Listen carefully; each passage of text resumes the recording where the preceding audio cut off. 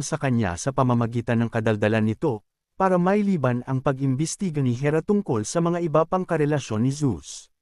Sa inis ni Hera sa kadaldalan nito ay, tinanggal niya ang kakayanan nitong makapagsalita. Sadyang napakatalino ni Hera sa pag-imbestiga, na kahit si Zeus ay hindi makapagtago ng kanyang mga sekreto.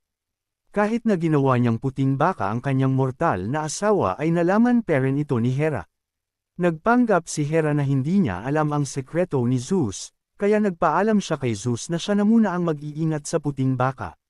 Pumayag naman si Zeus. Itinali ni Hera ang puting baka sa isang puno, at maingat na pinabantay kay Argus na isang halimaw na may 100 mga mata.